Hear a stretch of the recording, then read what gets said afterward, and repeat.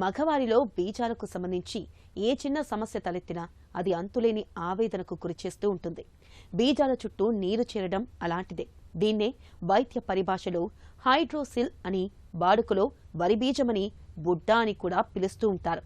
వరి బీజంతో నొప్పి వంటి సమస్యలేవీ ఉండవు, కానీ బీజాల పరిమాణం పెరుగుతూ వస్తూ ఉంటుంది. దీంతో ఆ భాగమంతా బరువుగా ఉన్నట్లు అనిపిస్తూ ఉంటుంది. ఈ సమస్యపై పెద్దగా అవగాహన లేకపోవడంతో చాలా మంది అశ్రద్ధ చేస్తూ ఉంటారు. వరి బీజానికి మన సాంప్రదాయ వైద్యం ఆయుర్వేదం తనవైన కొన్ని ప్రత్యేక చికిత్సల్ని చెబుతుంది. వాటి గురించి ఇప్పుడు తెలుసుకుందాం.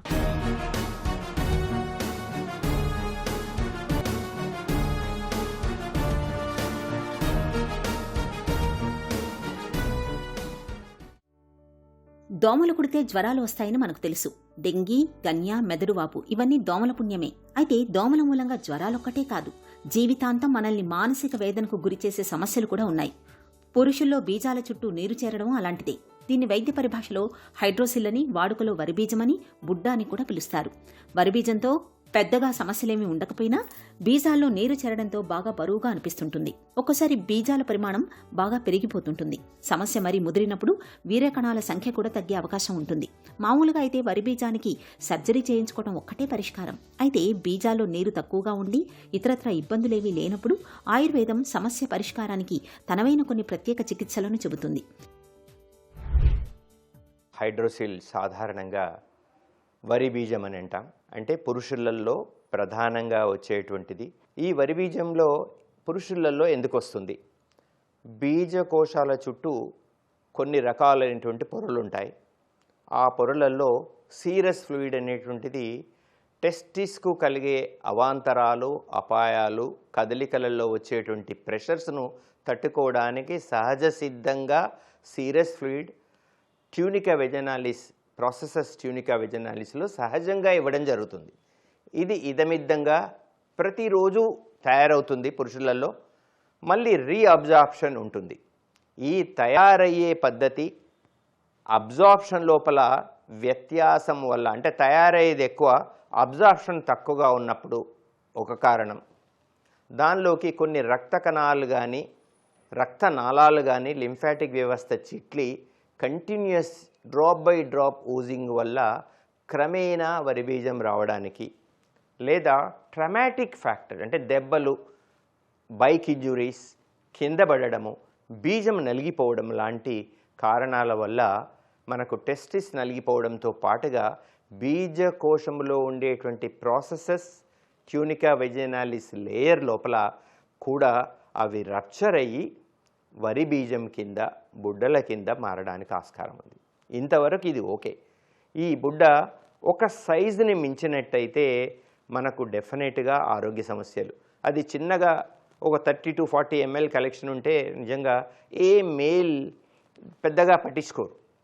అయితే ఇది 100 ml సైజ్ దాటి 500 ml, 1000 ml, 1200 ml కలెక్షన్స్ కూడా మనం నెగ్లిజెన్సీ వల్ల పెట్టుకోవడం చేత డెఫినెట్గా ఎస్పెషల్లీ యూత్ లోపల, రీసెంట్లీ మ్యారీడ్ అయిన పీపుల్ లోపల, మ్యారేజ్ అయినా కూడా యాక్టివ్ సెక్చువల్ లైఫ్ ఉండే మేల్స్ లోపల వరి బీజం ఉండడం అనేటువంటిది మంచి పద్ధతి కాదు.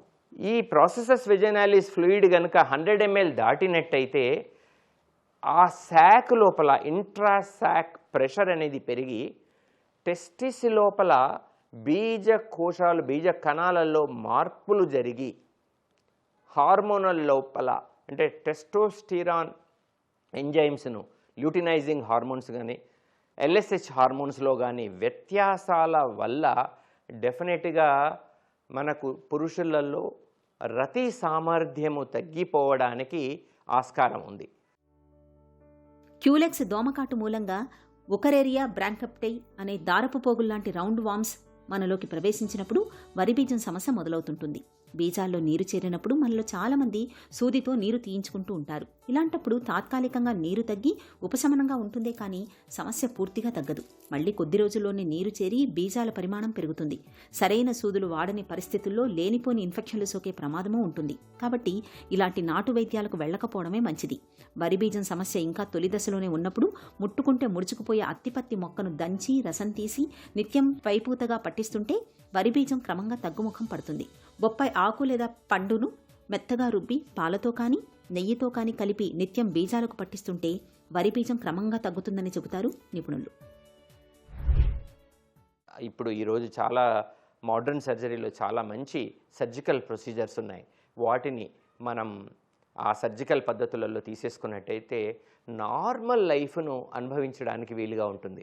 మనము ఆ కాంప్లికేషన్స్కు లోనై చాలా కాలం పెట్టుకోవడం చేత ఇది చాలా ప్రాబ్లమ్స్ను క్రియేట్ చేయగలుగుతుంది.